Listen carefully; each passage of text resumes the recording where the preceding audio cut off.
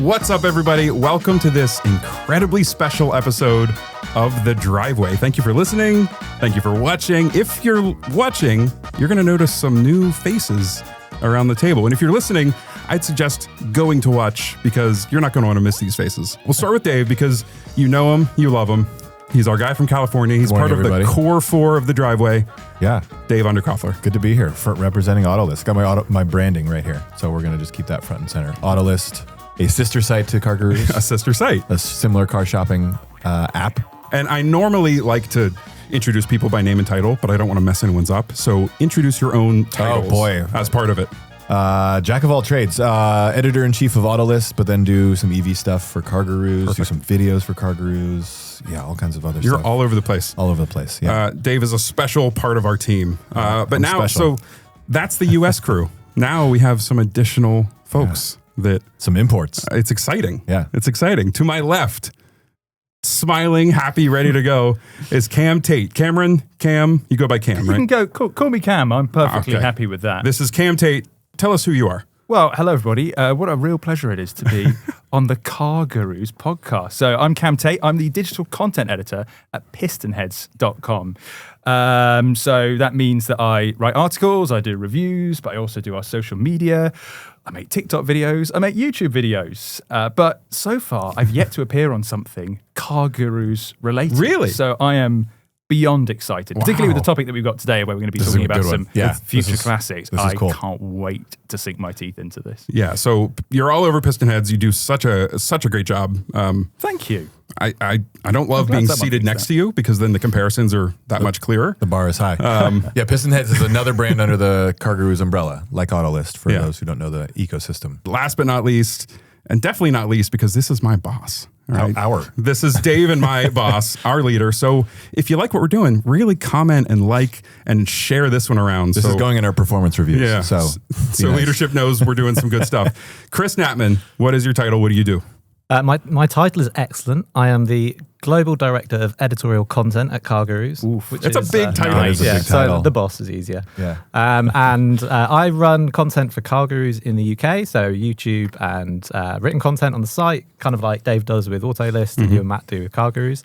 And thrilled to be on the podcast to bring a bit of a UK perspective. Some flair.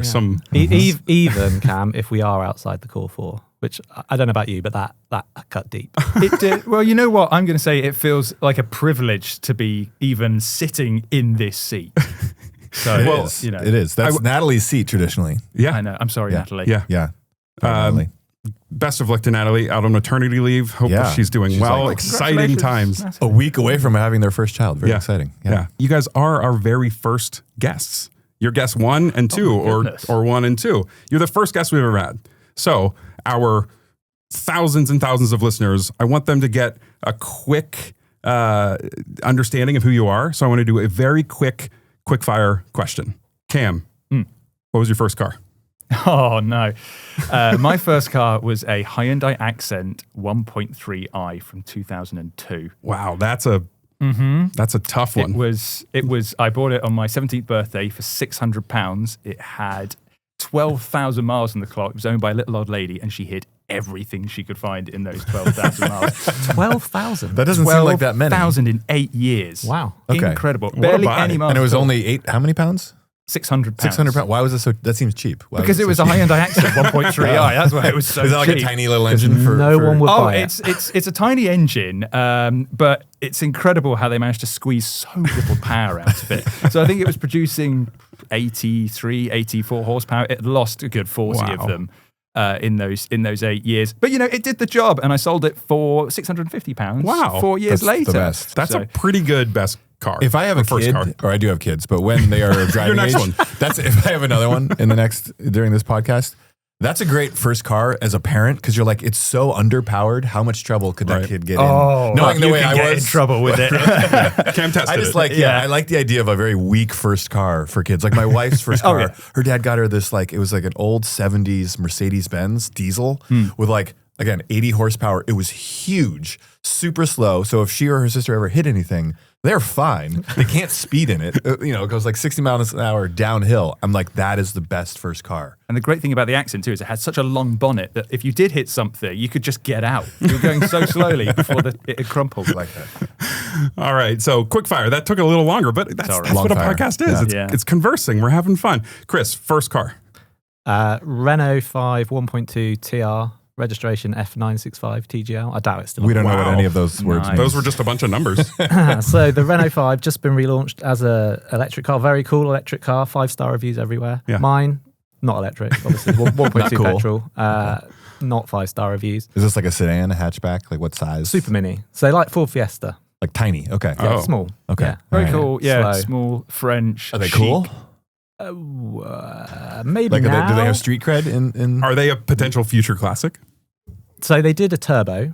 Okay. Amazing. Very cool. Yours wasn't turbo. Mine was not the turbo. No, I was 17. The antithesis. The cool thing about it was, I don't want to brag, but I passed my driving test. We're here. I think 9 days after my 17th birthday. I didn't tell any of my friends, so I just rocked up to college in my what one of my friends described as a baked bean of a car. Baked bean. Was it brown? It was red. It was red. Okay. I love that. And I walked up to it, opened the car while they were all with me. They're like, "What are you doing?"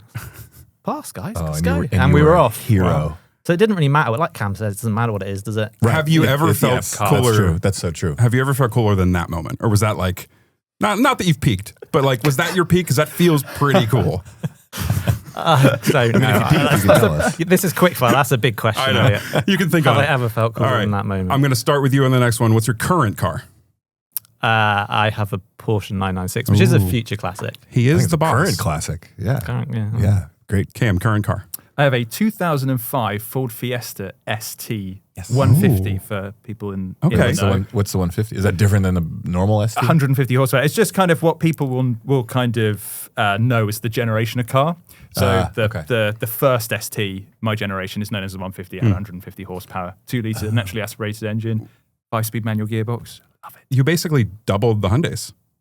Pretty horsepower. much. So Yeah. great. That's a good trend. nicely. Yeah, your next car will have what, 300?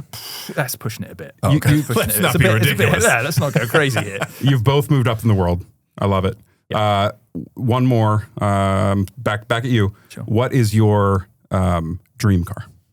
Oh, God. How long do we have? Yeah, you got to be more specific. Whatever comes off the top of my head. Lancia Delta, HF Integrale, Evo 2. Wow. Or I'll take an Impreza WRX STI, the Blob or Bug Eyes. Perfect. That's on our list, them. actually. Yeah. All right, Chris. Absolutely. Last question. Dream car. Or maybe it is your current car. I don't know. No, I go 997 GT3. Okay. Yes. Very nice. Okay. Yeah. Very nice. Okay, so that's Cam and Chris.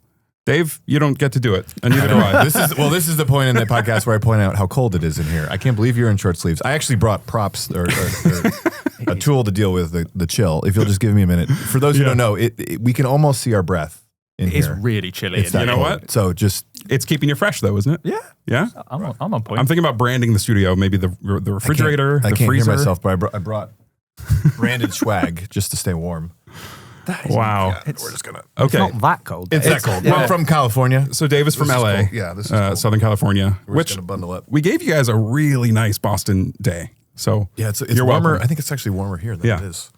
So now So I would love now I'm to better. hear more about why we are all here. I'm thinking maybe this can be an annual thing because it's around an annual event. Maybe. Maybe it's presumptuous for me to say that. But who wants to, obviously you're going to explain Pistonheads. What is Pistonheads? Give me the pitch for it. Yeah, so it's pistonheads.com has existed for I think it's our 27th year this year. So Wow. it's been around for a long time. So it started out as an online forum for car enthusiasts. It was quickly overrun by TVR owners complaining about leaky roofs, bits of trim falling off, engines exploding randomly. But then it became much more of a forum kind of based around British car culture, really very much enthusiast driven. We then started writing reviews, selling enthusiast cars, and now we are the largest online community for car enthusiasts in the UK. I don't have the numbers for anywhere else, but I think it would give a lot of other countries and regions a good run for its money. Awesome. And with a home of performance, premium, and collectible cars. So you can buy cars, sell cars, buy them on auction on pistonheads.com too. So if you've got something interesting and you really love cars, Pistonheads is the place to be. Awesome. And you guys have an incredible YouTube channel. Because that's my main job here at CarGurus US. And you guys do such a good job. It's such cool videos, such good videography. I'd love really to do nice more, stuff. but we try and make this stuff look really polished because we're so lucky we drive cars that people really lust after. And I'm very lucky that I get to drive cars that I've dreamed about, particularly when you grow up watching Top Gear. Yeah. And you just think, oh, I'd love to drive that. In fact, I even drove last year an Aston Martin Vanquish S that was on Top Gear. I saw that. I was looking through your videos last night just to see what you've been up to lately. It's like a celebrity in its own right. Great day. Yeah, and the guy who owned it he had like the model car of it with the Stig too. And it just was like, you get in, you're just like, I can't believe I'm doing this. I can't believe this is a job. But it's just such a privilege to drive stuff like that. And you get in and you just... Yeah. You kind of open your heart, let it all pour out, and then at the end of the day, someone far more talented and more patient than I am makes a very lovely video about it. So it's we have a lot of fun. Cool, very cool, Dave. I was paying attention to Cam as he was speaking, and then I looked over at you guys and I saw your new getup. Yeah, it's a lot better. And I'm finally comfortable. It really made me laugh. I hope you're. This is what it feels like in LA when we do the podcast. We're recording this right now in May, and it occurred to me that this is the optimal time of year to be climbing Mount Everest, right? In May, this is when you have the best window. Is that where you're going after this? Well, I would say that what that means is that right now at like base camp at like 26,000 feet, there are men and women sleeping in tents who are probably warmer in those tents than I am right now. Probably wearing less than you too. Yeah, they're probably dressed wearing less than I am. Yeah, so I tried to make our friends feel, at home. Yeah. I feel like the UK is colder. This feels very British, actually. Awesome. Yeah. Very like some mist in here. Yeah, right. Some mist and a pint of beer. Dave, our fans, our listeners, they know you, but we haven't really talked about Autolist. So can you kind of do what Cam just did for Autolist? Explain what it is. So where it came from. Yeah, it's a sister company to CarGurus. I've been there since 2017. It was its own startup car shopping app and website, iOS, Android. And then CarGurus bought us in 2020, and it's been they've maintained it as a separate brand. So I think perhaps, I don't have the numbers right in front of me, might know better.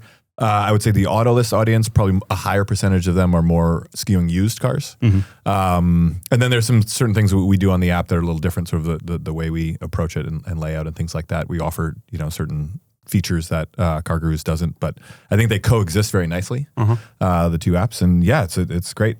It's awesome. That's all I got. So 2017 you started. Cam, how long have you been with Pistonheads? It's going to be my third year next month, actually. Third year? Yeah. And Chris, how long have you been? You were never at CarGurus. It was always CarGurus UK, right? Started at UK. 2018 I started. Okay. And just to fill in, I started in 2019 So Elliot, when did you start? Elliot, 2019 Yes. All right. I mean, I knew that already. Obviously. Thanks for asking, boss. And Chris, what does CarGurus UK do that's different than what we do in CarGurus US? Is there anything specific to call out other than just a whole different set of cars? Yeah, I mean that's the main thing is it's the same premise, same operation but different market. So we also in Canada, and it's just applying all that kind of the trust and transparency that CarGurus brought to the market in the US and putting that into different places and growing really quickly in both markets. And on the content side, we're able to apply a lot of what we've learned in the US and bring it to the UK. So we don't have a podcast yet, but Cam, who knows? Yet. Maybe Yeah. CGPH podcast could be on the cards.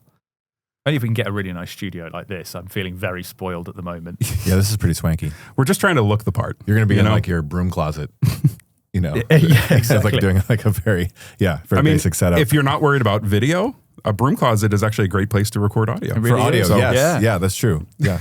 People have broom closets? No. Sound deadening. No. We just have closets. They've all been converted into downstairs toilets, haven't they? We need the space. Feels like the acoustics wouldn't be as good. A lot of echoes. I've also thought of as we're sitting here, I'm the only one that's in my current time zone. Like I'm the only one that feels normal. Yeah, everybody all waking up but me flew in last night. asleep. So thank you for being here and chipper. I've got decent energy at the moment, but I mean, give it half an hour and it might By start the to end of this, tail it's off. going to crash. Yeah. We got about half an hour. So right. the topic of the show, the big Love this. topic of today Yes. is future classic cars. Yes. Okay. And we have articles on each of our respective channels. And it feels weird that I'm representing CarGurus US because that's a huge elevation of my importance. But I guess I represent CarGurus US. But maybe, Dave, you can represent CarGurus US on this list. And we also have a trending list, market trend list. Market trend list. Yeah. Yes. So I would love to know and set the scene, set the stage for what truly makes a car a future classic. What does the word future classic mean? Chris, can you take a stab at what that means, what the stipulations are? These are not my words. These are the words of Lewis Kingston, who is a UK motoring journalist. Lovely chap, very, very bright. And he's put this very eloquently. So I'm just going to read the intro to our basically. So if you're in the market for a used car for a bit of weekend entertainment or a more interesting daily driver, a modern or future classic treads a great middle ground. It's likely to be more evocative, interesting, and engaging than a brand new car, while at the same time being more comfortable, reliable, and usable than the classic car market's older offerings. And that really is the crux of it. So you're finding that middle ground where it's not so old that you can't rely on it, or it doesn't have aircon, or rubbish stereo. Yeah. But it's not so new that it's maybe a bit anodyne and not quite so interesting to drive. So it's probably still got hydraulically assisted steering. It's probably almost certainly still going to be a petrol, though actually in the UK list, not to show off, but we do have some future classic EVs. Yeah, no, I think that's valid. Yeah. So my question, setting the scene for this, the way I think of it, and it also seems like the way Pistonheads is thinking of it, future classics say 2010 to present. So for me, is that maybe like far future classic? I would say probably kind of 2000 onwards. Yeah, I agree. Just because there was this 2000s are a real golden age of a car that feels modern enough that it's got all the safety elements. It doesn't feel like it's going to shake itself to pieces, but it's still analog enough that when you get in it, you feel like you're driving something. You've got and there were all the touch points. There's some big swings by automakers during that time that I think are kind of funky that will evolve into classics. So we'll get to my favorite actually is not on this list. We're going to talk about that. But yeah, I would agree 2000 onward. Yeah. Awesome. Okay. And the one other thing about future classics that I think is worth saying up front is not a guarantee, but one of the reasons people find them interesting is because often they've done all their depreciation. Yes. That trough. Yeah, I think you'll see both in terms of market value and then I think, which it's tied to cultural appreciation, right? I think a car that's like maybe 10 years old, people are sort of tired of it. It doesn't quite have that cachet. It's sort of, there's like this trough of appreciation. And then after, 10 or 15, 20 years, people start being like, oh, I forgot about that car, or like the style is sort of went out of style and then has come back, and then you're sort of off to the races. So you're telling me my 2021 Subaru Forester in 2050 will be like a cool car? People will look at me like a smart guy? Not necessarily. But I'm just saying that there is sort of, I think the Porsche 996. So not a Subaru Forester. Was a good example of that, of like highly unappreciated for a while, right? And then now the market is sort of coming back to it and being like, all right, because like when it first came out, that was the one that was, the different styling and water cooled and it was water cooled, and the styling was deviating from sort of the 991 or excuse me, the 911 sort of traditional look, and people hated it for a while. And I think now, as values of 997s have gotten pretty stratospheric, people are sort of giving the 996 another look of like, oh, okay, and it's back in vogue. I drove a 993 and a 997 back to back last year. So it was a 993 Turbo and a 996 Turbo S. And everyone obviously gives the 996 a bit of rubbish. It's not, they don't have that cachet. What is this 996 slander? They don't have the cachet yet of the 993, because everyone hails the 993 as this all-time great 911. But you get in the 993 and it feels like a really old car because it was right at the end of the line of the original 911. You get in the 996 and you can see the thread between that and the current generation. It was so ahead of its time. Yeah. And I think people are starting to wake up to that now, because it's just an incredible piece of engineering, just with fried egg headlights. So I actually feel quite well qualified to talk on this. How long have you had this? And I love to talk on this. So my first job in the industry was on a Porsche magazine. Oh, right. So I started out when the 996 was new. And I drove a lot of them. Only crashed one of them. Just one. We've all crashed a Porsche or two. I mean, big deal. And I drove lots of older cars as well, and I have a real appreciation for the older cars. But I always said to myself, if I could buy one for myself, I mean, it would be a 997, but I couldn't afford a 997. So I got a 996. And I just think, like, when they were new, they were very well regarded. You know, it was Evo Car of the Year, the first one, and everything else. They were very well regarded, but reliability issues later on in life really hit them hard. They didn't have the classic, like the people didn't like the headlights and stuff. But they're starting to come back. But I just think they've come out the other side of the trough. Yes, they've come out the other side. Well, it was at that time that Porsche also launched the Boxster for the first time. And there was the complaint that from the front, the Boxster and the 911 looked exactly the same. Yeah. And I think the market, now we've deviated from that. I think it was interesting what you said, that there were lots of people, probably our age, who were priced out of a 997, who then still wanted a 911, so they went to the 996 first, and were sort of the early adopters and like making it. And I think you guys are on the early end, and now the market is sort of catching up, and I think that's great for you guys because you were ahead of the curve. Wow. The funny you say Boxster. So I was looking at all of our respective lists for future classics, and there was one car that appeared on all of them. It's on yours, right, Cam? No, have you got Cayman? I've got a Porsche on mine, but it's not a Cayman or a Boxster. I'm sure yours said Boxster. That's at least both countries are represented. At least, well, but we've got US and UK represented with the Boxster and Cayman, and I don't know kind of what your approach to it is, Chris, but I definitely see them as future classics. Mine's perhaps a little bit further up the Porsche food chain. Yeah, I don't know where I got Boxster from for yours. Oh well, but the point on the Boxster was because it definitely is in the US one and as a feature classic, which I think is probably true.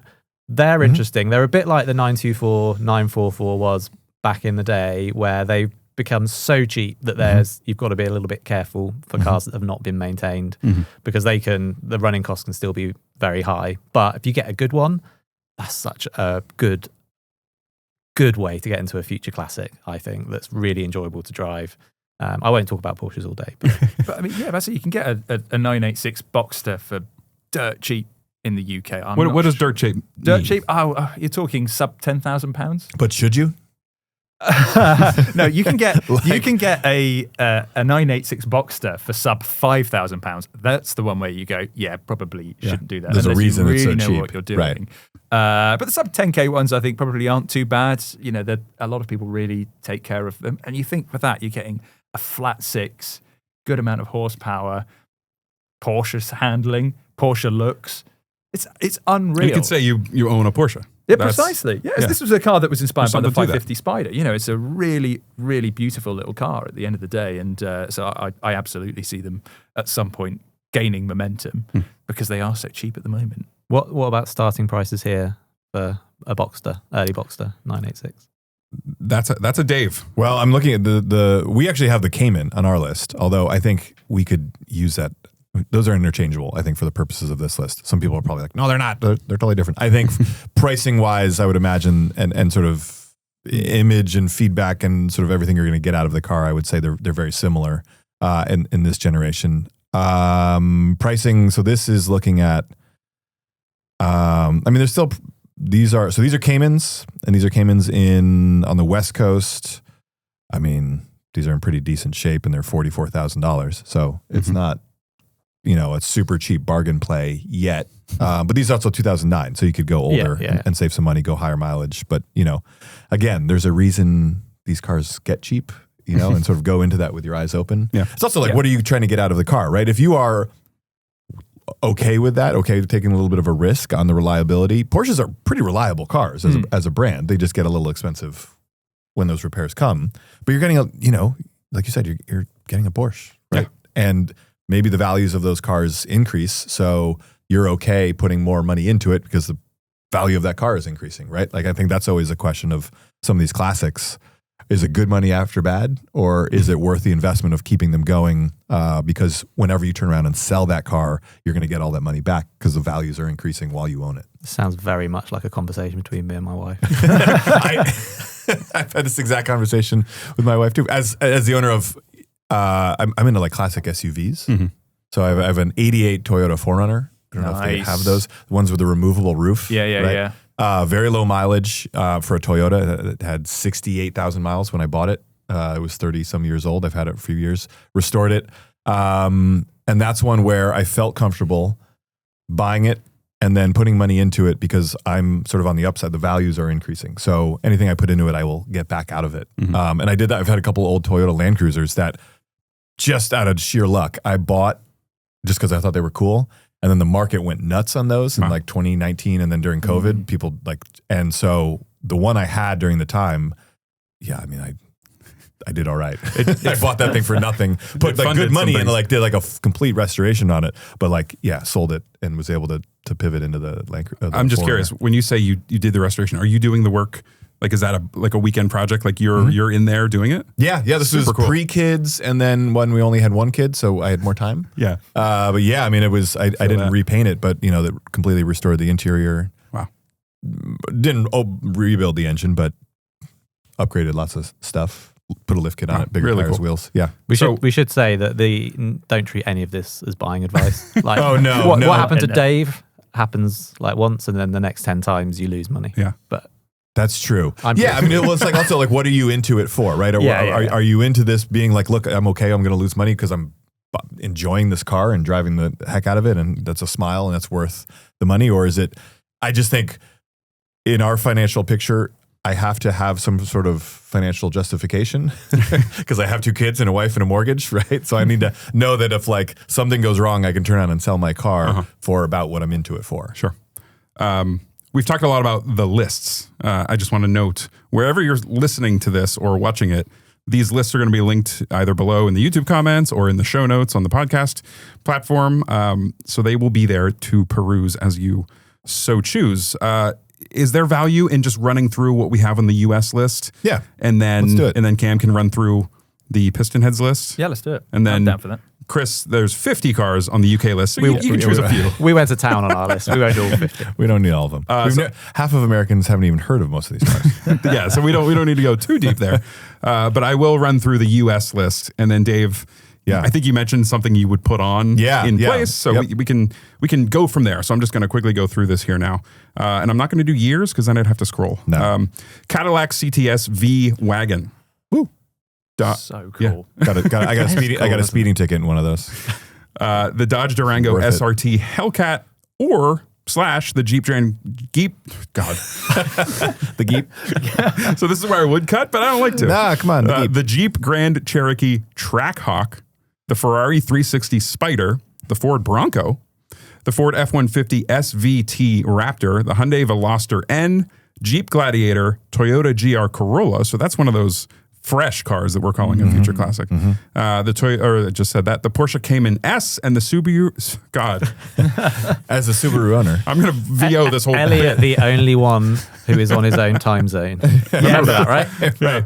The Subaru WRX hatchback. So that is our list.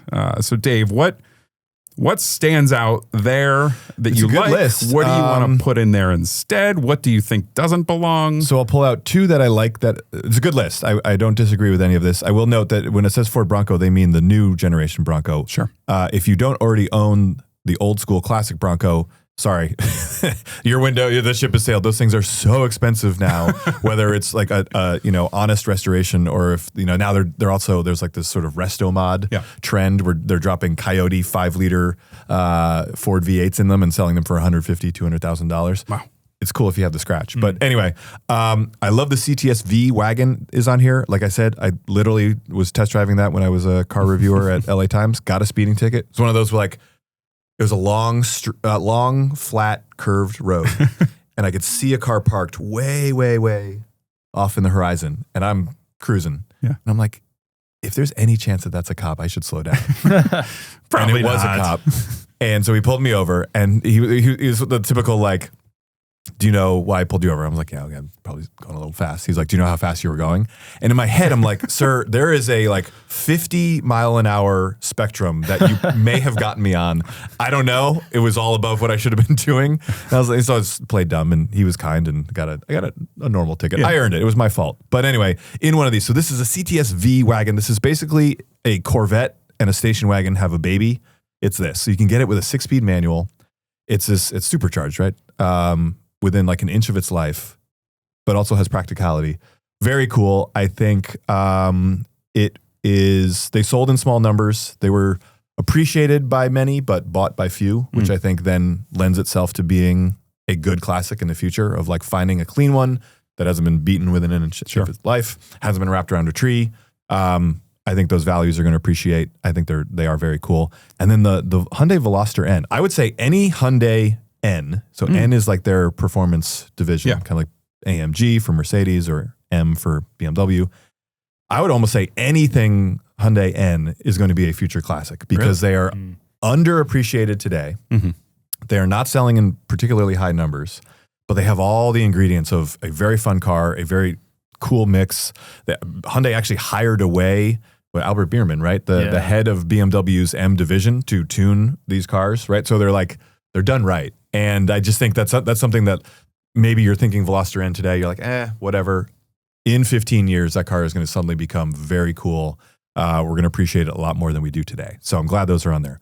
The one I want to add, Pontiac Solstice. Do you guys have that? Oh, know of it. We didn't get Cam's face then. He got so excited. He got very pumped. so excited. I was just like, the Pontiac Solstice. That's a name I've not heard in a Exactly. long time. Exactly. It is. So it was made in the aughts, right? 2000s. This little 2-seat, 2-door convertible or hardtop kind of hatchback thing made by Pontiac. Saturn made a version, the Saturn Sky, and then they made a Sky Redline, which is like the performance version. Not that appreciated at the time. I think people didn't quite know what to make of them. There are certainly people who were like, that was a great car. But all the ingredients of just like a fun, lightweight, little 2-door that I think, and like a cool sort of styling consideration. They're very sort of curvy and swoopy. I think they're going to age well. I think we're right now in the trough, so you can go and get one cheap. And in 20 years, a low mileage, clean one is going to be worth quite a bit of money, and they're a hoot to drive. I think that's ahead of its time. That's on my list. Wow. Nice. Yeah, the Pontiac's a really interesting one. So there was one that sold in Europe, which was the Opel Speedster. Yes. So we didn't get a Vauxhall version of that, but we did. So yeah, Europe had one. I saw one out in the wild in the UK recently. Oh, look at that! It nearly fell over. That looks I was so not shocked. that. Oh, not that That's one. the VX220. That's the VX220. Those are basically rebodied Lotus Elises and are very, very, very cool. But they're pretty common in the UK. But the Pontiac, yeah, they had quite. I found that Pontiac styling can be a bit hit and miss, but in that kind of early noughties period, I think looked really quite cool actually. And they're Particularly cheap. on the Solstice. I mean, here's a bright red one, 92,000 miles, so it's got some miles on it. It's $7,800. And it was in Transformers. If you care was about it? that. I didn't even know that. That's why I know about it. I just, to me, that's a cool car. It was one of those cars that, like, at the time, it looked like a concept car that they just made. Right? They didn't change anything from concept to production. They're just like, all right, they hit print, and away you go. Can I highlight one car on the US list? Yes, please. Which I would. It's not my sort of car, but I love everything that it stands for. So in the UK, if you want a fast 7-seater, around the time that these cars were being made, there was something called a Vauxhall Zafira VXR. Oh, Remember these, Cam? Oh, yes, of course. Bit of kit. How do you spell that? Zafira. Make sure you put in the VXR, otherwise you'll look at a very boring one. Oh, okay. Around 200 horsepower, lots of torque these. steer, like way too much power for a 7-seater. On your list, the Jeep Grand Cherokee Trackhawk, 7 seats, 707 horsepower. I love that. Well, the Grand Cherokee, I think it was just 5. The Durango would be 7-seater. See, this is my. Oh yeah, sorry, the Durango Hellcat, SRT Hellcat. They have the same engine. Yeah. So there you go. I'm showing my local market ignorance. That's okay. But why do you need to combine those two things? That's over 700 100 horsepower per person in the car. Because America. That's amazing. Yeah, they're a riot. They I've driven I've driven both of those, and it's just cool.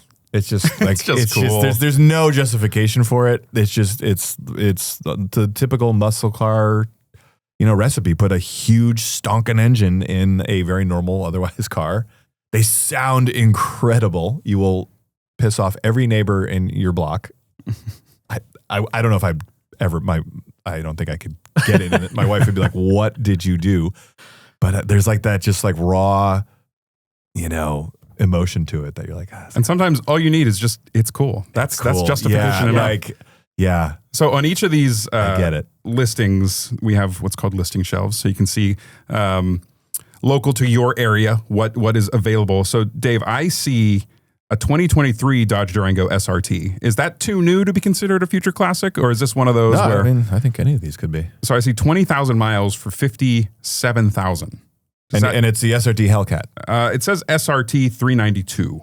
So it doesn't actually say the that's Hellcat. So different than the Hellcat. That's a big honkin' V8. still a big engine. Yeah. No, the Hellcats would be quite a bit more. I guess it says price And from it's new 85 enough. to 95,000. Yeah. So And they're new enough that you're not going to find a deal yet. I would wait Gotcha. another 10 years and those things are going to be cheap. wait until it's in the trough. Yeah. Gotcha. Do you guys from the UK have any other here on our US list that feel intriguing? Do you get most of these, or do you get rebadged? Like, I know you guys get the same car, but called something different here and there. We get the Ferrari Oh. and the Porsche. I think most of it we sadly don't get, because this is a cracking list. I mean, it's just awesome. The things that catch my eye, definitely the Durango and the Trackhawk. We actually had a Trackhawk for sale on PH recently. Someone imported one, and it was selling for, I think, it was over £100,000. But we love that kind of stuff. I think people expect, like, oh, we're British, we like we like to be understated, and most of the time we do. But I think we like the idea of not hugely expensive cars with big, silly engines. For a while, we used to get the Vauxhall Monaro, which is the Holden Monaro in Australia. So that was a two-door coupe with a big old V8 That would have been in the it. Pontiac GTO. Yeah. That's it. So it was GTO here. kind of like built on a real budget, but all the effort went on the engine. We love that kind of stuff. We don't get that enough anymore. On that note, I want to hear what you guys. So in light of, I want to talk about Corvette because it's not on this list, but maybe it should be. And just 2 days ago, Corvette, the current generation, the C8, they updated it and the big news was like, oh, they took out this row of buttons and they sort of, reoriented. There's a bunch of screens now in it.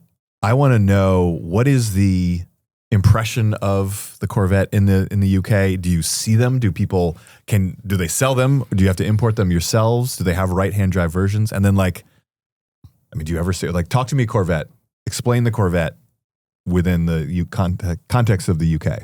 So we at Pistonheads, we have a car meet every month called Sunday Service. So we meet up on a Sunday, and I've seen a few right-hand drive C8s. No kidding. And we've also had people who import kind of C5s. C5s, people have imported quite a lot of them. There's a handful of C6s. C7s are really rare. Sorry, when they're importing them, are they right-hand drive, the ones they're importing? Left-hand drive. Okay. So I think I correct me if I'm wrong in the comments. I believe they were all left-hand drive until the C8 came along. I didn't know. And Okay. now they're doing them They're in going right-hand global. drive. Okay. And there's a handful of Corvette specialists in the UK. They're coming up around Europe as well.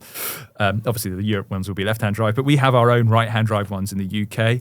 They look dead cool. I mean, I guess it's quite a rarity. So when you see one, you're like, oh my God, someone's bought a Corvette, because they ain't cheap. There's because they are imported, you've got to pay import duties and all that kind of stuff. So I understand they're a relatively attainable performance car here, right? Yeah. Oh, absolutely. Yeah. Whereas in the UK, you're kind of looking at almost double the price. Okay, to so get you your- the you've got to people want one. the people who have a C8 in the UK could potentially, instead of that car, could have had a McLaren or a high end. Okay, so it's Absolutely. different Are here. they that in that realm? You're looking are at they? six figures. Yeah. Okay, yeah. Or you're looking at high five figures. Oh, well, that's- low six okay. figures to get a hold of one. Okay. Which kind of but I mean, if you're getting an import, you're at that kind of territory. You're also looking at a used, in the UK, you're looking at a used McLaren 570S. True. Okay. A used 650S, something like that, and those Okay. are, serious bits It's a lot of car. bits of kit. But no, they're dead cool. I mean, whenever I've seen one around, So they're I just appreciated. People aren't like, oh, this is a typical American XS, think it or depends. that's why they like them. It depends. It depends who you come across. I'm Okay. sure there's, if you go down a village in the UK where people are sat outside having tea and scones, you might find a few drop monocles, and some poor old lady might been fall to off my her village. chair.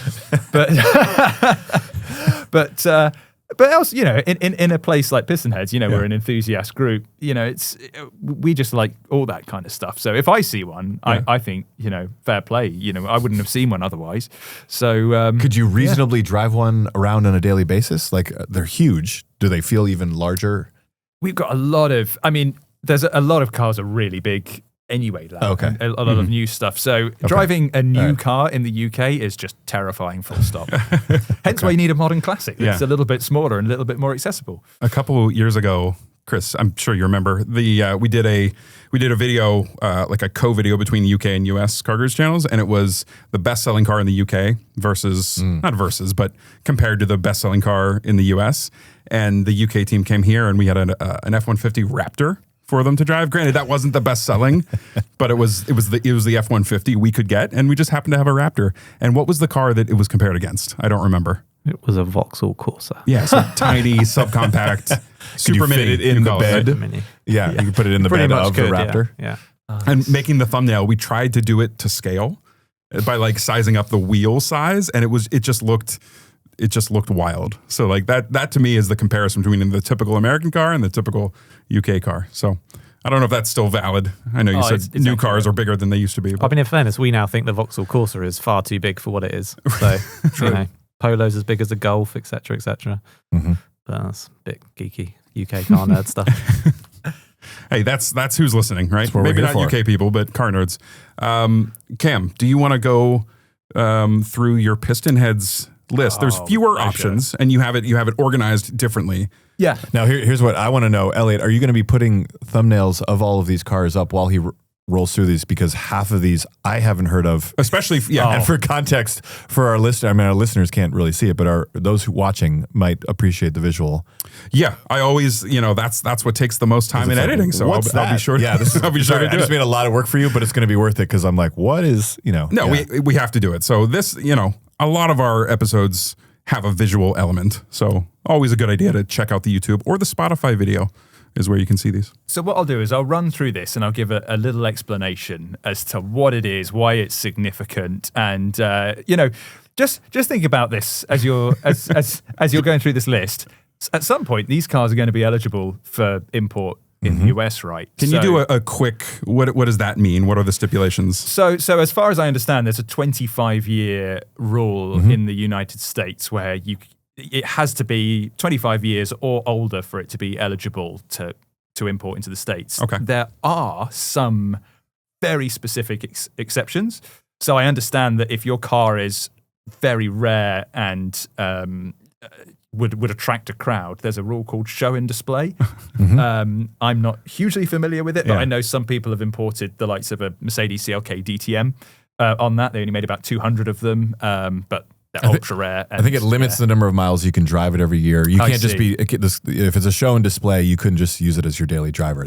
You have to sort of verify that you're driving it to and from like car shows. That's very limited. Who was it? There was like a celebrity. Was it Jerry Seinfeld that like lobbied for it in order to like import certain Porsches or there was another car celebrity person who sort of really, and Jay Leno I know has been a big advocate. So is there a government office of car nerds that are stipulating what cars are cool enough to be on this list? It's called, Elliot. Yeah. The government office of car nerds. How do we get a seat on that? Yeah, that sounds fantastic.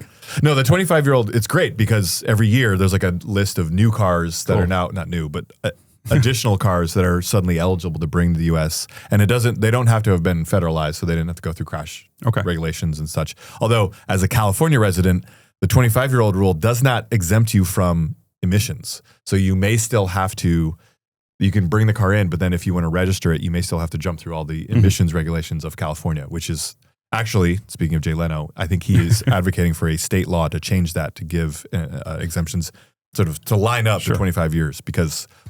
Yeah, otherwise it's a very time-consuming process. Come on, Jay. You know what to do. Yeah. So that's into the U.S. Does it work the same way, or like if I wanted to export, or if I was you and importing my Forester, can you do it much more easily, or is it still the same rules? We'll take anything. So I think at any time. That's so funny. There's a huge JDM culture in the UK. We love Japanese cars, and Japanese cars also. They keep a lot of the specials to themselves, which is really annoying. Well, and the steering wheel's on the proper side for you. Yeah, precisely. Like it screws everything up when we bring Japanese cars to the US. Oh, yeah, exactly. So you'll find, actually recently there was, just did a story on a Subaru BRZ. We didn't get the new BRZ in the UK, but they did get them in Japan. Someone's imported one. I think it's one of the only ones that's currently for sale on Pistonheads. It's about the same price as a GR86. But yeah, so as soon as something becomes available, in Japan, Really? someone will try and snap it up. The Japan market does have cool stuff. That, Such cool like stuff. If anyone's listening and is a car nerd, they probably know the website Bring a Trailer. It's a car auction site.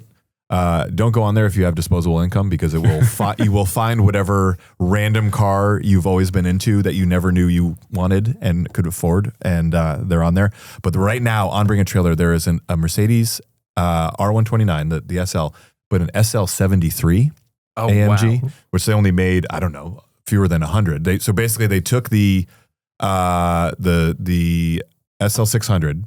And this is when AMG was a separate company from Mercedes, and then tuned it, bored it out, 7.3. And this is a Japanese market one that is now, I think, in Germany, but someone's probably going to bring it to the US, and it's going to sell for, I mean, because it's the unicorn. They weren't sold many places, and they didn't sell many of them. I don't know if they ever brought them to the US. It's also the Zonda engine Yes, in that. that's exactly it. It makes is the them engine that they use in the Zonda. hugely valuable. So Wow, these car nerds are nerding. Oh, aren't they? big time. yeah, So let's They've nerd out gone, even Elliot. more. They've gone. So on the PH list, what we did is we did things a little bit differently. We split them into 3 different categories. Yeah. So obviously we catered to all kinds of car enthusiasts. So we had an entry-level category. We had a kind of a mid-tier, which is a 6-figure UK sum, and then we had a I sky's love the limit. mid-tier is 6 figures. Well, I get it. It's but what is the? Hang on, keep going. I'm just going to look up the Okay. conversion rate. so we It's did. not good for us. I don't We think. also did. We started off kind of pre 1985 as well, so I'll cut those out and I'll just jump straight in with everything that's kind of from, we called a modern classic from 1986 onwards, but most of these cars are post 2000. So we started off. We love a hot hatch in the UK because our roads are absolutely tiny. So the first one was a Renault Clio 182. We've got a picture of the trophy up here, but it's basically it's a little Renault hot hatch. I'm not sure if, well, Renaults aren't sold here, are they? Nope. So Not for 30 years. they are teeny tiny, lightweight, built by people who just really, really know how to make a good driver's car. They did various kind of iterations of them. The trophy is the one that everybody wants because it has Recaro seats. It's got sax dampers, so it feels absolutely sublime. But those will soon be eligible for import, probably in the next few years. And I think you will be really cool if you're driving around in this tiny, teeny little Renault hot hatch. It doesn't have a huge amount of power, but get it on a twisty road. It's go-kart stuff. It's really cool. Here in the U.S. on Saturday or Sunday mornings, we have Cars and Coffee. I don't know if you. So if you were to show up at your local Cars and Coffee in one of these, I think 2 people would know what they are and lose their minds, and 7 other people would be like, that's pretty cool. I don't know what that is, but you get attention. Yeah. What's brilliant about, and they are phenomenal to drive. They're incredible. They are like, for Renault, and Renault Sport makes great hot hatches, particularly back in this era. The trophy was like their GT3, like that is for Porsche. And so people who know really know. Would, like, really know. Yeah. Okay. In fact, Loser. the team that actually made that, they did say that the Porsche GT products were their frame of reference for a lot of their cars. That's So I crazy. mean, that's the kind of detail that they put into it. Something that's perhaps a little more US focused, I think, and this one is eligible for import. It's a little bit older, it's kind of a late 80s car, but it is the Lotus Carlton. This is Never even heard of Yes, this. I haven't either. And Carlton, I just think car. of like, I know, Fresh that's Prince of Bel-Air doing the Precisely. dance. Yeah. I don't know who came first. I think it was unfortunately the Vauxhall Carlton, which Chris, as you'll know, is one of the most boring cars ever conceived. It's horrifically dull. They didn't sell it as a Buick here. I tried to look it up, but you lot were fortunately Spared. Okay. of the Carlton. But this came about at a time where Vauxhall, Opel didn't have their own performance division, so you would just call on a sports car maker to go and do it for you. So they got Lotus, who are the absolute gods of making fast cars, and they bolted on these awesome box arches, bigger bumpers, little spoiler, What's under the hood? jacked up. It's an inline 6 Okay. with, I think they doubled the power output. It's in the 300s. Which for that time is bonkers horsepower. Well, funny you say that, because this was, when it came out, the fastest 4-door sedan. I like Saloon ever better. made. It's kind of cool. I like Super Mini and Saloon. I like these characterizations you have. But when in the US, I get to use sedan, so Yeah. I'm going to make the most of it. Wait, it was the fastest, like Fastest a M5 was Faster than this was the fastest, 174 miles per hour. That's in 1990. That's cool. But people were saying that they made a lot more than that. I mean, that was a real conservative I effort. love that. These were so fast that we have a newspaper in the UK. Newspaper in the UK called the Daily Mail, and they actually lobbied to get it banned because they thought it was a public nuisance. Wow. That's a sign of a good car. Oh yeah. Have you driven one, Cam? I've not. I got very close to driving one recently, and unfortunately, it sold by the time we were going to go and do the video. But yeah, we had a plan to do a video on it because it's just one of the coolest cars ever. It would work here, wouldn't it, Chris? It would work here. So I was lucky enough to drive one of these. We did this is pre-CarGurus, did a test of a Vauxhall VX R8, which is like the successor to the Monaro that you mentioned earlier. So big V8. And we had a Lotus Carlton and we went to a runway. And there must be 15 years separating those two cars, and the Lotus Carlton, I think, was actually faster on it. It was at least as fast, possibly faster. It was ballistic. It was incredible. And you think, what that must have been like in the day. Is it turbocharged? Yeah. Okay. That's other. Yeah, turbo, must if they're 3.6 liters. Yeah. Wow. That's cool. And it looks cool as well, doesn't it? Yeah. It's finished in dark British Racing Green too. So it looks nice. quite That's the only subtle. color you could get it? Only, as far as I'm aware, it was the only color you could get it in. It's just one of the coolest things here. Awesome. If you had one of those in the States, Yeah. what do you guys one. think? Would people care about something like that if I turn up to a Cars and Coffee? They would immediately know it was something, Yes. whether they had any idea what it actually was. And then the minute they started poking around and looked under the hood, they would hear, like you said, they would hear Lotus. Yeah. Right. I mean, you look at it and you already know, okay, first of all, it's not American. I've never seen this before. It looks cool. This has got to be a thing. Like it has that presence. And then, is it badged Lotus? Oh, I can see it. There's a has Lotus. Lotus badges on it. It is on Forza though, so if you're of a certain generation, okay. you will So be then familiar with it. I don't know. See, I'm not a video game person, but I'm sure that gives it a lot more of an audience here too. Well, it used to be, but It's cool. Final quick note on the Carlton. It has little headlight wipers, I know. which yes. what a cute feature. We don't see that anymore. So That was a cool era when they have like all the R129s, the early ones had they always broke. You always see one halfway covering the headlight. Particularly on a Vauxhall. But that was a good era. just that needed to be stated. So For the sky's the limit, we're now really ramping things up. This is a car that you should all be familiar with. It's a Ferrari Enzo. Now you're probably thinking, You've got one, haven't you, Dave? I've got a couple. Elliot, you've got an Enzo. Yeah, I mean, we've all got an Enzo, I have right? the previous generation. Oh, okay. Yeah, right. So it's not the classic. But what's the F50 then? The thing is, Ferrari makes a special V12, supercars once every 10 years. They're all special in their own right. So what we noticed with this is that values were going up really quite crazily. All V12 Ferraris cost a lot of money. This one is just really exploding in the UK.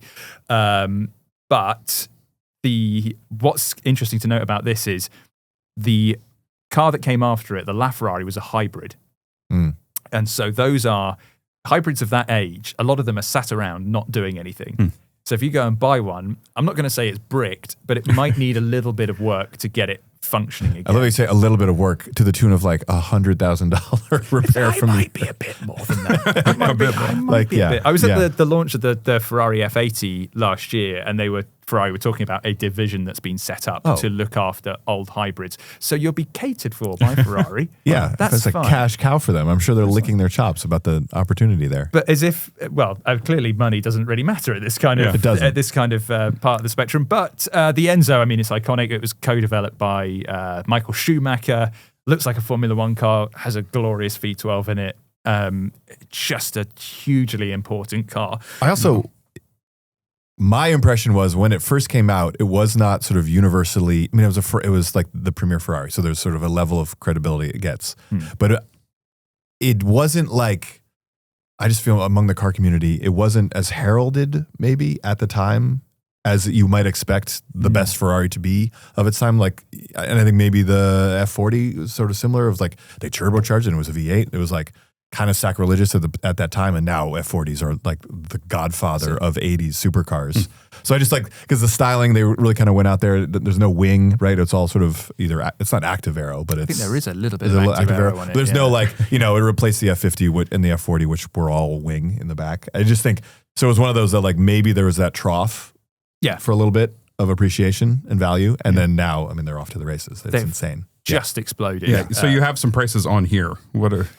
At the time of writing, you had one. Is that still there? Did it sell? It might have sold. Look, if I click the link, is it still available? It has. No, it's sold. So no surprises. I do think they get snapped up quite quickly. So we use some data with a company in the UK called the Classic Valuer. So what they do is they take auction results, mostly from the UK, but they'll also take international ones into consideration for some cars. Okay. So we kind of took just some figures from those, and you're looking at. Yeah, a few years ago, they were selling for, in the UK, £2 million. I would say probably similar prices in the States because it's, I can't imagine there being too much disparity. Yeah. But now you're looking at, in the UK, £3.5 million quid. Yeah, in the past 10 years, they're just crazy back. money. So Out of the trough. Out of that trough, rocketing out of the trough like only a 12-cylinder car can. So if you've got £3.5 million quid to burn, as we do. I mean, I've got my Ferrari backpacks Enzo, right here. yeah? It's in the backpack. don't say we don't give you good buying advice. Although not official financial advice. Of course. The future classics. Yes. Maybe go through these just the tiny bit quicker because we haven't even gotten to Chris yet. I know.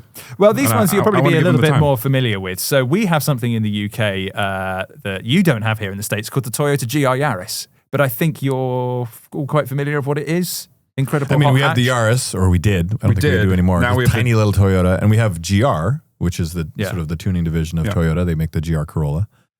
But the GR Yaris is, a lot of people look at it and go, oh, it's a Toyota Yaris. But the thing is, it's been built from the ground up to be a rally homologation special, built for the World Rally Championship to be as fast as it can be. Ultimately, it never it's actually... tiny. It is so small. tiny. It's a very, very small little But how thing. much power does it have? That's 270 odd horsepower. Oh my gosh! On this that's like giving this table 270 horsepour. Yeah, and but driving it around. That is from a 1.6 litre 3-cylinder turbo engine. It is a tiny engine, huge output. All-wheel drive, really clever diffs on it. It's one of the best cars I've ever driven. Wow. So that sounds a lot like our GR Corolla. I know that's different. So is it the same architecture, just in a smaller I believe frame? the technology. Similar, I think Yeah. the powertrain. I think there's Because I think that's also a 3-cylinder. The Corolla, the GR Corolla, is a 3-cylinder. So I think that's kind of potentially what they did is they took that. It was such a success that they went, okay, let's try and transport this to other markets. But the US needs just a little bit bigger than the Yaris, yes, right? yeah, precisely. But it is a small car. It's a 3-door. But I think it's being small and light. It's just awesome, isn't it, Chris? Yeah, it's fun. It's so much fun to drive. It's a real riot. And Elliot, you'll like this because it is not only a super mini. I think we would actually refer to it as a pocket rocket. A pocket rocket. Yeah, pocket rocket. Yeah. Is it comfortable to drive on a daily basis as like your daily drive? Yes, not too Okay, bad. so you're like- yeah, because it's got tuned like a like rally suspension. rally setup. So it kind of It moves floats around a over. lot, doesn't it? It When does. it's just part of what's fun about it. We've got to move on because I'm getting way too excited about the GR Yaris. I love them. So next up we have the Porsche 911 GT2 Well, no kidding. 997 generation. Now this is the mid-tier up to 6 figures, right? This is the mid-range. Well, That's an interesting We're past point. 6 figures. Well, here's where it gets really interesting and why I've really excited to bring this one up. Because when we were doing our research, we could see that the GT2 was kind of climbing at the same rate as a GT3 in the UK. So we were like, oh, maybe it's kind of a good time if, you were to jump on one. Maybe it's a good time to have a look into it. However, when we were doing our research into it, in the States, it's on a whole different level. Okay. Like the GT2 997 here is almost double the value. Yes. Wow. So they're selling Because it's always been positioned as sort of the more, I don't want to say superior. People are going to get all over me for that. But like the superior car, right? Like the GT3 it's a different experience, right? Because the GT3 is naturally aspirated. GT2 is sort of like the turbo on steroids. So yeah, I think it's sort of in the hierarchy of 911s and 997s, that's always been positioned that way. Whereas like maybe it wasn't as reinforced as much in your market. I think we love a naturally aspirated engine. Where we just want the power. That's Yeah. it. And I think because stupid power on tiny British roads can be quite terrifying and exceptionally dangerous. But the GT2, particularly this generation, was known as the last Widowmaker. They were really, really quite terrifying from what I've heard. Have you driven one, Chris? No, 996. You did the 996. A GT2, Yeah. which is almost even more raw than quite spiteful, this right? 997. I mean, I got to 100 on a runway, 199 miles per hour in a 996 GT2. going straight. You just couldn't get that one more. No, I know. Exactly. There comes a point where you're like, I'm just going to have to brake. And then when I did, come on. I actually had a bit more room. I could have got to 200. So You can round up. I got to 200 miles an hour. Exactly. Wow, Yeah, Chris, yeah. wow. It's on the record now. those speedos are always just like a little bit off anyway. We had so, a V-Box. Okay. Oh. Actually, what's I've got funny is nowhere to hide. the next car on this list, the LFA, is the first car I went 200 miles an hour in. It was in the LFA. I did 205 actually. Sorry. Okay, Did I get damn that wrong? Yeah. You done 200 miles an hour in an LFA? Yeah, I don't advise it. Wow. I was terrified, but that's a cool car. Anyway, Cam, let's finish have you hit- GT2. Yeah, you I hit think 200? I think we're no. Neither no, have I. So I've not got. that's to why we're on 200 this yet. side of the table. I know the sub. It may have been 199 because we didn't have a V-Box. I was going by the, and you're not like looking at the speedometer. Where You're were looking you? At a track in California. That's amazing. With Scott Pruitt, who is sort of the nice. Lexus ambassador, sitting next to me, giving me pointers on how not to kill both of us. The noise of that engine as well. Oh, We can get. I feel like we're skipping. I think this is why the LFA is on the list, though, It's isn't a it? I mean, V10 that was tuned by Yamaha, right? Was that right? Yeah. Or the exhaust? Yeah. Oh, that car was so undervalued for so long, and only now is coming into its own in terms of the market appreciating it. That was one of those cars where, like, for years I was screaming, like, "Give me a 6-figure check, let me buy one of these because I will double your money in a few more." Like, there's no way the market wasn't going to catch up to that and realize how amazing who it were you was. screaming that to, Dave? Oh, I don't know anyone who would listen. My neighbors don't like me very much. But I was like baffled that car would ever not be appreciated, but it wasn't for a while, and now they're going nuts. This is the whole reason is because when it came out, it costs, I don't know what it was here in the States, must have been about $400,000, right? Yeah. You know, just for a Lexus. Right. And So- people couldn't get their heads around that. Which, Precisely. It was so much car. And it doesn't look like, this is kind of the era of the Enzo and the likes of that, of where, they're really, really crazy styling, and it looks relatively subdued, Agreed. and the next most expensive Lexus was a Camry, not a Camry, sorry, a GS or an RX. So this thing was way off the scale, but as you say, naturally aspirated V10 sounds like a Formula One car. Yeah, it looks cool. But the best bit about it, this is a really nerdy thing, it's built by the same people that do the Camry, that they make just the most rock solid, Right. That's a vote of confidence for the Camry highly and the engineered Corolla. cars. Yeah.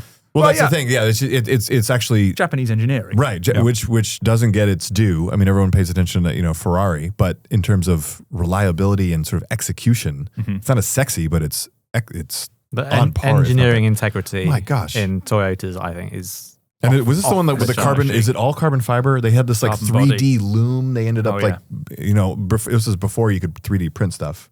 Building the carbon fiber. It's such a cool car. I just adore it. And it's built to the same tolerances that any Lexus or Toyota would be built to. And but who cares about that, really? It's just It was ahead of its just time. the noise. It was ahead of its time. You're absolutely right. I'm glad to see it's now completely unattainable for myself. But yeah, that was one. And another one was the Acura NSX, first gen NSX. 15 years ago, you could get for cheap, and now they're goofy. Silly money. Particularly if you want a Honda NSXR that was We based never off even to. got that. Yeah. So, well, they're eligible for import. There and you if you go. want one of those, There there you you go. go. That's going to be many hundreds of thousands of dollars. Was that the one that Senna was driving in a video in like his loafers? That's it. Okay, Yeah, it's an iconic video of the late great Ayrton Senna. absolutely. So we're talking about, that was a 7-figure car. I Yes. saw 999,999 pounds. Yes. They couldn't just round up to $1 million. Come on. Yeah. So that's pricey. But the very first car on Chris's list is the opposite. We have a Ford. Do you say Puma or Puma? Puma. Okay. I want to say right up to 2,000 pounds. So that's just we're talking about a different scale. So Chris, could you, like I said, there's 50 cars broken down by type. So How there's long have we got?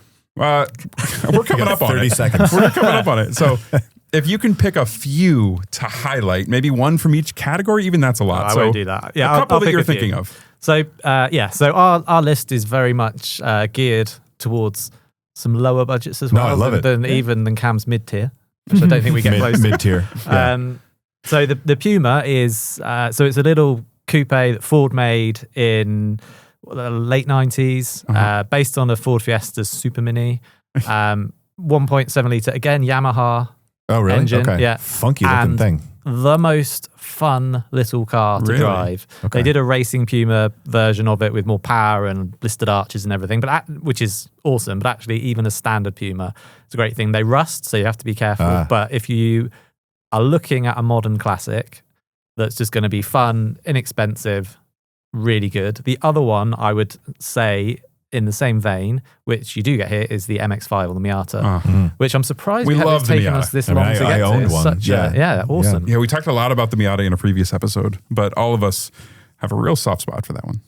So again, I don't know what prices start at here, but in the UK, depends on the generation. £1,000. The one you've got here, the second gen, really, that with the NB. Yeah, you could. That's probably one of the.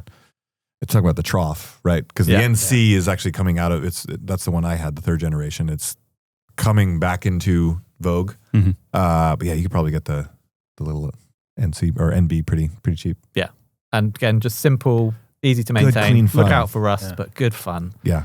What would you say about that? You'd rather drive a slow car fast? It's more fun to drive a slow car fast than a fast car slow. Yeah, and it's a perfect description of that one. Yeah, agreed. I am whizzing through these. I'm going to make a call out here. I don't think you would have had this Audi A2. No, nothing with a 2. Yeah. Nope. Come on, Cam. What's that face for? I mean, I was just like, I can't see America getting the A2. But it's a wonderfully interesting and obscure car. And I think if someone was brave enough to import one, I mean, I'm sure someone will. So I used to own an A2. I owned an A2 and a BMW i3 at the same time because I loved the similarities between the two. Tiny little German cars. Yeah, exactly. Yeah. So they're both, they're very unusual in how they're built. The materials, the construction. So the A2 is an aluminium space frame, which on a Super Mini makes no sense whatsoever, which is why they lost money on everyone. The i3 is carbon fiber reinforced plastic. So they kind of both employ supercar technology, but in a very small form, in the name of efficiency and practicality. And A2s, they've got to be coming out of their trough now. Unfortunately, they were still in the trough when I bought and sold mine, which my wife did not fail to point out.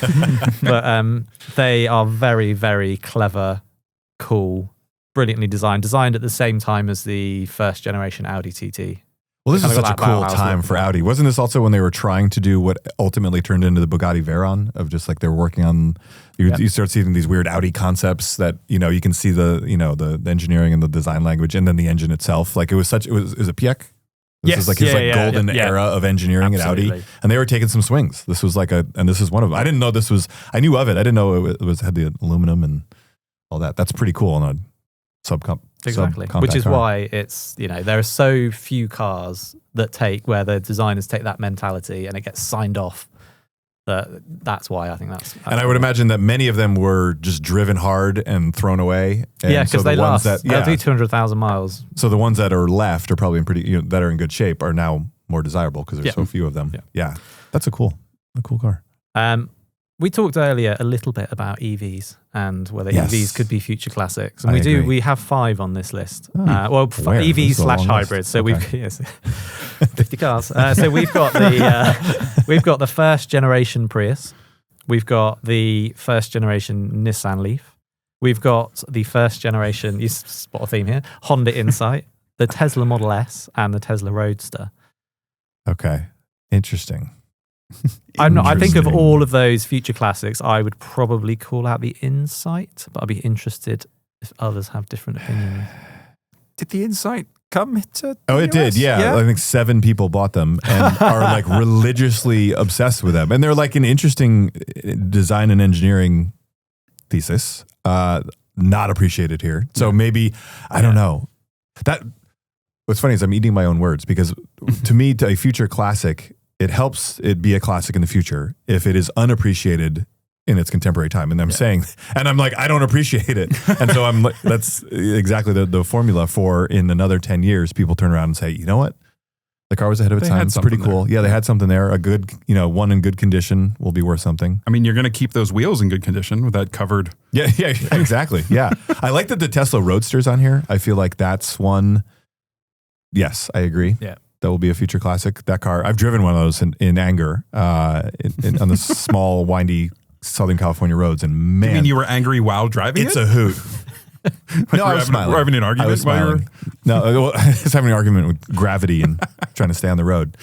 Fun car, super low. I remember getting in it and being like, I feel like I could, in that scene in the first Fast and Furious where they drive under the semi, I'm like on the freeway in California, like I could do that. I want to drive under the semi. But no, just a total riot. Because it's basically a Lotus with an electric motor. Batteries, yeah. What's not to love? I'm going to play the cars and coffee game of which would get the most attention turning up to a cars and coffee in one Right of now? these cars. I'm going to go right now. And I think it probably is the Tesla Roadster. For sure. Yeah. Or again, I don't know what it's like in the States. When an insight comes to one of ours, we go, oh, someone's got an insight. It's like You notice good it. Yeah. It gets an acknowledgement, like maybe like a little like nod, like okay, cool. And then you move on. And There's then you actually move on. there's a guy I follow on Instagram. I'm forgetting his name. I think Eric Cotil. He is. I think he works for Honda as like an engineer, but he has like he's a privateer racer that has like this little Civic that he's built up. So he has this like big truck for towing his car, and then the Civic, and he's got quite a bit of following because he's a heck of a race car driver. And he built it himself, but his daily driver to commute is an Insight, which What I'm a like, champion. that gives him Says a street lot, cred. doesn't Like it? this Yeah. dude knows how to drive, knows how to build cars, and yet his like daily driver, when it's not his huge truck and it's not his race car, is an Insight. I'm like, all right, There you go. legit. Champion. All right. So we've been talking, which is great. We've been chatting. So we need to finish up. What I like to do at the end of these list episodes is that everybody kind of picks money, no object, if you want it to be, but everybody picks one that they're taking home. From which list? Any one of the three. Okay. I mean, for dealer's Cam, choice. money is no object. Apparently. Yeah, my goodness. Chris says that because he's our boss. I don't have Dave, time to so- go through all 50 of these cars. I will go first. Yes. So that you guys have time, because I knew I was going to ask this. Okay. Volkswagen GTI is on, what is this? Chris, it's on your list, the one of the 50. So it's one of the future classic hatchbacks, which I do see a Ford Focus, which I owned all three generations of the Ford Focus. So I like that it's on there. I never thought it would be a classic when I had it. So I don't know if that's happening, if it's out of the trough. But the GTI, Matt and I were just on the brand new Mark 8.5 refresh Golf R and Golf GTI.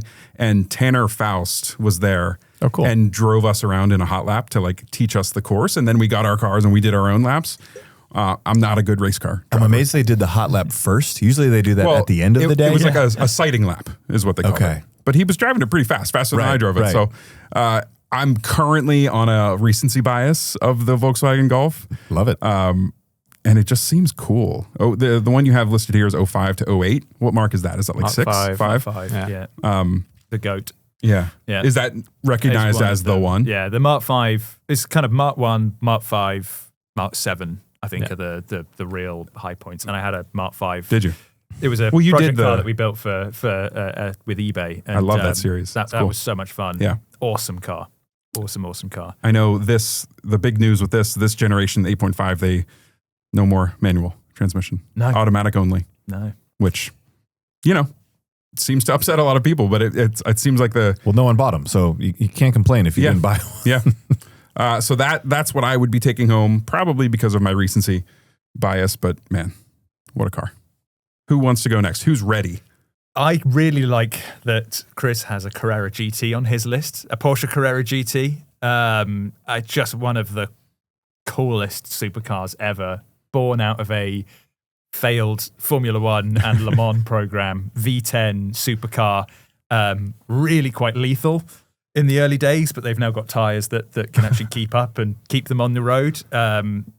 Just awesome. I'll take that as a dream car, but as a realistic car, I quite like the idea of the Impreza, to be honest. Yeah. The WRX hatch Yeah. that's on your list. Yeah, I'll happily have one of those. We did an episode of, what was it, best sports cars under 30, Dave, I think it was? Yeah. And that was my pick on that list, Oh, was yeah. the Impreza, So WRX. Very cool car. Gents. Dave, you're up. So I'm gonna go from the UK, although I do think you could. I don't know if they sold this in the US. Anyway, Audi RS6, you guys call it the Avant. We call it the Wagon. Look, to me, you put a lot of horsepower in a station wagon. I can put my kids in it. I can put my wife in it. It, sort of masks as like a daily driver. But that was such a cool era. The ones we have here are like the early 2000s. To me, that was such a cool era of Audi. I love the styling. That was right after I got out of college. So there's something sort of nostalgic about them. You got the silver mirror caps on them, and just a lot of horsepower. I am trying to think if they brought that generation here. I don't know if they did. But anyway, super cool car. What's not to love? It's a daily driver supercar station wagon. Give me that all day. And a big check to do the maintenance. And the fuel. And the fuel, yeah. All right, Chris. All right. Round us out. It's another Audi. Mm-hmm. Wow. R8.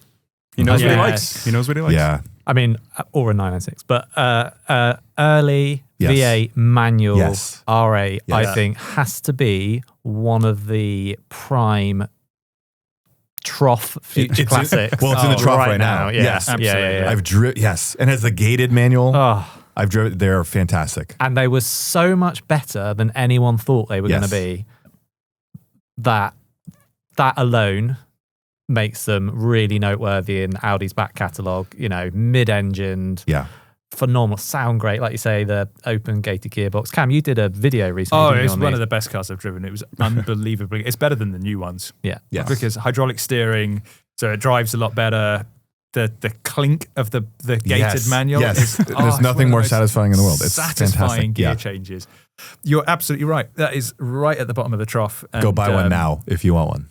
Well, can we not? Dangerously close to financial advice, but keep the prices right. low. No, they're terrible. Really don't go buy one. Yeah, don't do that. But the other thing about those is because they're Audis, they're also very easy to drive. Like you can drive it through town, it's fine. Visibility's fine. They're comfortable enough. You've got your sat nav, everything else. Yeah, that would be my pick. That's a great. I actually might want to change mine now. I win because I've driven those. Yeah. It's all fake. So you've changed it. A lot of fun. You can do it. Okay. Great. I'm gonna just go. Well, I'll get my wagon and I'll just borrow Chris's when I need. Just when I don't have the kids. It's the deal. Well, gentlemen, colleagues, this has been fantastic. I've loved hearing this. I really enjoy the cross US UK collaboration we just did. I think we should make it an annual thing. Next year's CarGurus company party, you'll be back. We'll all be back. We'll do it again. Yes, please. So just to wrap up and pitch the content, like I said, these lists are all going to be available in the show notes, in the description, and we all have YouTube channels for our respective companies, and they're all stellar. So go over there, check them out, leave a comment. Excited to see you. Thanks, folks. Yeah, thank you very much. Thanks. See you next week. Thanks, everyone.